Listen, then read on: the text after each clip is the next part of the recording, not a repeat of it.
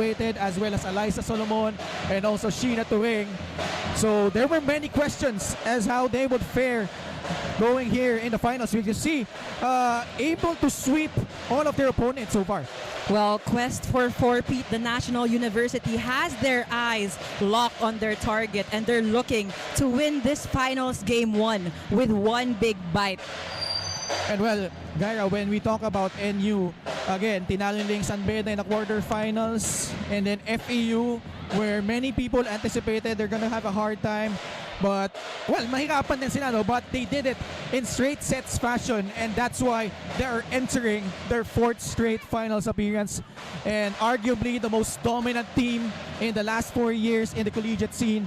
So certainly expectations at an all-time high, especially gunning for a 4th straight championship. Well, this team, we already know how established and well-known they are for their offense and as well as their net defense. So we're gonna see the UST Golden Tigresses really challenging them for the medal. And sometimes, Gaira, when players graduate, opportunity arises. And for Celine Marsh, she has really risen to the occasion. There were questions entering her sophomore year, Gaira, on how she would fare, and safe to say she has answered out in a resounding fashion. Celine Marsh is marching into the finals from a substitute player to the main gunner of this season. What a breakout season indeed. And we have seen her growth before our very eyes. In round 1, she got 16 total points. In round 2, 39 big points. And here in the playoffs, she got 32 points. Tournament total, 87 points. So we can see how much she has grown and how much she's really stepping into as a Lady Bulldog. And many would say she's the one who's tasked to really fill yung shoes na naiwan ni Bella Belen para dito sa NU Lady Bulldogs. But of course, when talking about NU, you also have the veterans. Vangeline Sog entering her 4th year. A lot of expectations riding on her shoulders.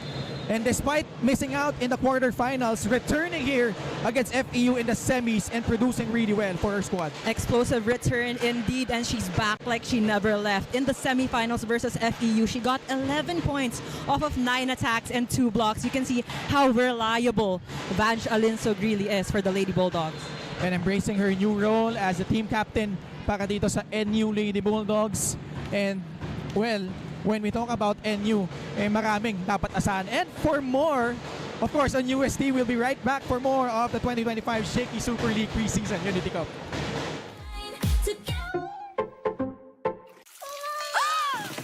Good eyesight makes perfect moments. For expert eye care, state-of-the-art facilities, affordable eyewear. Go to EO. EO Executive Optical. Love your eyes. Meet our striker, the B30E Dune. Sleek, smooth, and impossible to ignore. All eyes are on its hybrid power as it conquers the city and beyond. Rugged, smart, powerful. Dare to drive big with bike.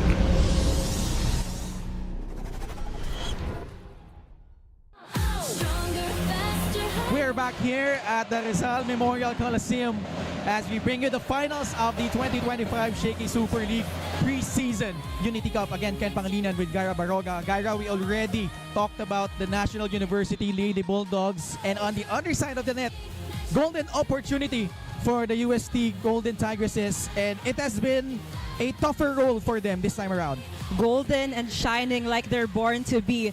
The UST Golden Tigresses in round 1 finished 2nd in their pool, but after that, dire-diretso na rin ang kanilang panalo, and they've been dominating actually in their games, and we can see that they're really looking forward to this finals game 1 against the NU Bulldogs.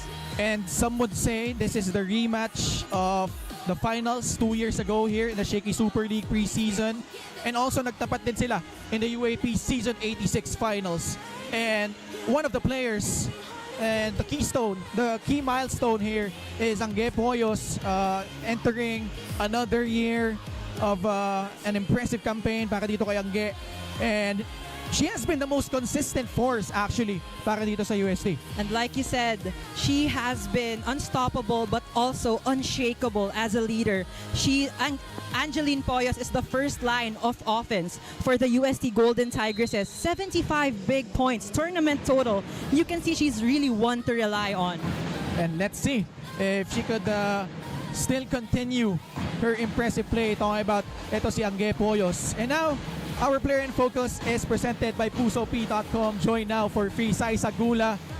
Alam natin, Gaira, it's been an up and down campaign for her throughout her collegiate career, especially battling injuries, having to play off the bench, but has needed to step up, and they called her number. She has risen to the occasion once again para dito sa Golden Tigresses. Saiza has been seizing every opportunity given to her. She's a Tigress that you can count on. In round 1, she scored 22 big points, as well as round 2. But in the playoffs, 18 points. Total of 62 points total in this tournament. But you know, she's making every set count for the Golden Tigresses. And Sai Sagula would really want to help UST garner an upset in this final series against National University. We'll be back for more, so keep it here on the 2025 Shaky Super League Preseason Unity Cup. Reaching the stars, one team, one voice, love a great song. Shaky Super League. Kick Mobile. Download the Kick app, choose your number, activate the eSIM, and own the country's first ever customizable mobile experience. Stay first in line for network priority. Kick Mobile. Download now.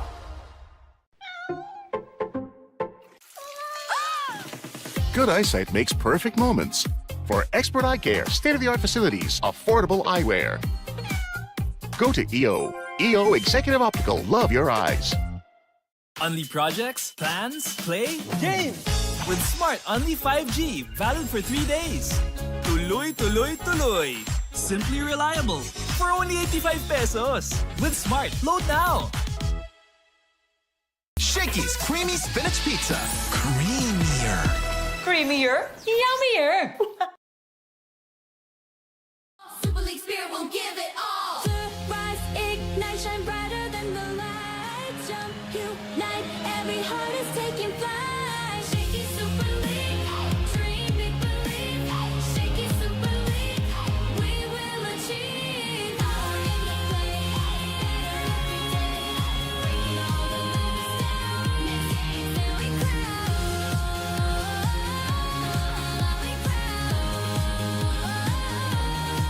We crown.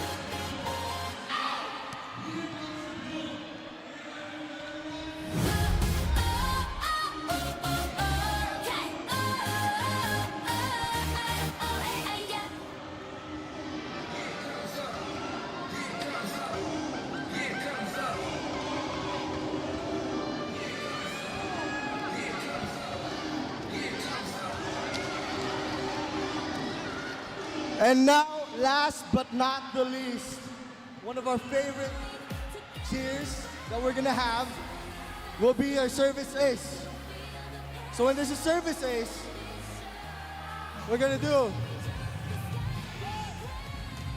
ace, ace, ace, ace, ace, ace.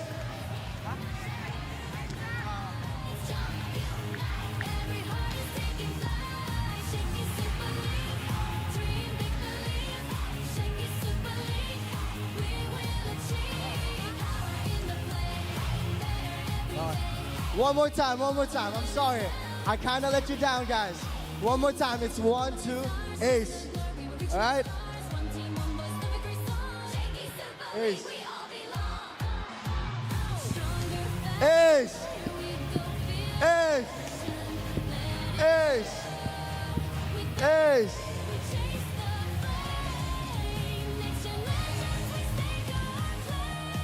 All right, thank you, ladies and gentlemen. Put your hands up in the air if you want to get to the balls. Come on. Come on. Put your hands up. Make some noise.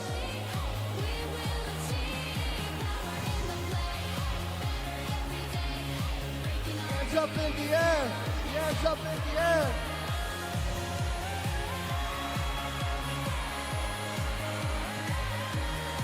In the air.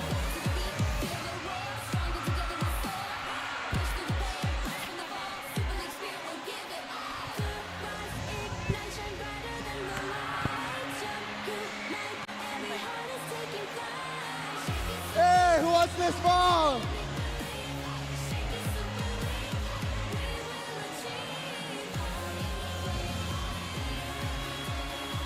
Make some noise, come on!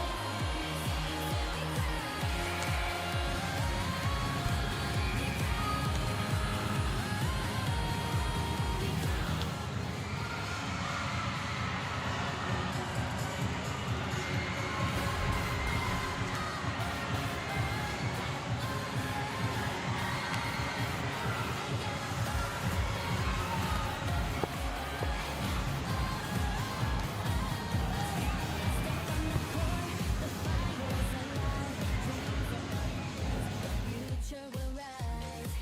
Every serve, every spike, hear the crowd ignite. Together we shine, together we fight. Stronger, faster, higher we go. Feel the passion, let it show. With every jump, the sky we claim. Next gen. We're still coming to you live from the Rizal Memorial Coliseum for game number 1 of the finals between National University and University of Santo Tomas. Again, Ken Pangilinan with Gaira Baroga. Gaira, we already alluded to the battle of the wing spikers for both of these teams, but let's not overlook yung mga middle blockers natin para sa NU and UST. Especially, you saw etong si Marga Altea and Avril Bron for UST. We covered that game. They were able to really foil yung mga attempts ni Shaina Nitura when they went up against Adamson. But certainly no slouch para sa NU. Ito si Pat Salazar and Alexa Mata.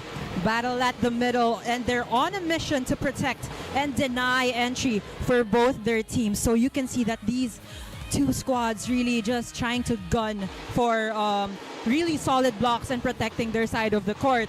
But look, with Alexa Mata, she has also been the eyes. She has eyes everywhere. She's been seeing where the balls would go, and also the tendencies of the other players. But on the side of UST, you have Marga Altea, who has just really had major growth here in the Shaky Super League. Imagine, Gaira, no? 4 of the 7 blocks of UST in that game against Adamson, courtesy of Marga Altea. But Alexa Mata has been coming along for NU ever since last season, and under the leadership of Coach Reg Diego, another year of expectations certainly riding on her shoulders. And well, Gaira, kanina pa natin binabanggit, sari-saring mga players para dito sa NU and UST. Pero hindi pa tayo tapos. We still have our second stringers. Well, you would say second stringers because of the all-to-play rule. We have Myrtle Escanlar and Reg Jurado usually coming in the second set and providing that spark for their respective teams. We have Reg Jurado bringing in justice by being the reliable player, and Myrtle Escanlar establishing her presence on the net. You can see that these two teams have been going all out with the playing time that they've been given. They're the leaders in the second set. Like you said, there's an all-to-play rule, and they're playing with their hearts out. Yeah, and Reg Jurado did not even play in their first couple of games. Myrtle Escanlar has been coming along nicely for National University. So it's really a battle between these two veterans. Si Reg Jurado, mas marami exposure, especially he has been one of the mainstays para dito sa USC. But on NU, you have Myrtle Escanlar, who could certainly be an X factor for National University. And these two teams, like we said, they met 2 years ago in the 2023 Shaky Super League preseason championship, where NU was able to beat them in 2 games. But it wasn't easy. They